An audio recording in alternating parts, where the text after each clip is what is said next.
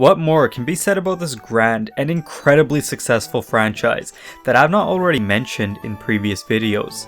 Pokemon is now a household name in most parts of the world. While it's easy to recall the Generation 1 and Generation 2 games, there was a lot of mixed feelings about the 3rd generation titles back when they were released in 2002. So grab some tea and let's explore the chapter of Generation 3 in Pokemon's history.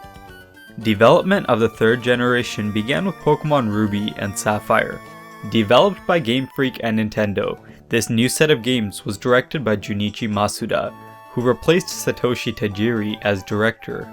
Ken Sugimori returned as the art director, but it was the first time that he did not produce all of the art. With the Game Boy Advance and its ability to handle newer, enhanced graphics, Ruby and Sapphire sported a new look compared to the past generations.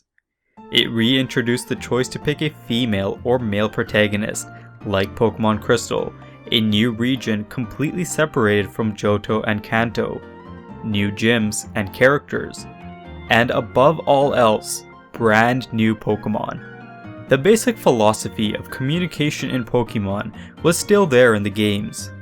The games were still simplified to appeal to a large audience and appeal to younger generations of children to play, with new features to bring in veteran Pokemon players. Gameplay did change slightly in Ruby and Sapphire, with a complete mechanical overhaul in comparison to past games. The advanced games introduced 2-on-2 battles, and the ability of the weather to change over time in the new region of Hoenn, which could impact a Pokemon's stats during battle. The Pokemon storage system was also one of the big changes in the advanced generation, as it moved from a text-based interface to a full-color user interface. On top of having 8 gyms in the region, Pokemon contests were also introduced for the first time. The Pokemon contest allowed for the players to show off their Pokemon in different ways than just battle. Finally, one of the biggest changes in the game was the introduction of 2 new villainous teams, Team Aqua and Team Magma. Sadly, even with all the new mechanics, Generation 3 gained a mixed reputation. Pokemon could not be transferred from Pokemon Gold, Silver, and Crystal, and players could only access 202 of the 386 Pokemon until the release of Pokemon Emerald and the Generation 1 remakes. Although Pokemon Ruby and Sapphire did not sell as well as the previous generations, they did help grow the Pokemon franchise even more.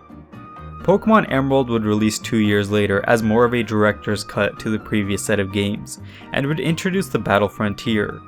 Soon, Emerald was followed by Pokemon Fire Red and Pokemon Leaf Green, which were updated remakes of Pokemon Red and Blue. New side series also grew to prominence, including Pokemon Mystery Dungeon and the Ranger games.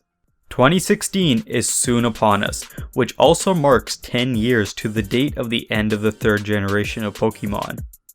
Thank you for liking this video and taking the time to subscribe to this channel.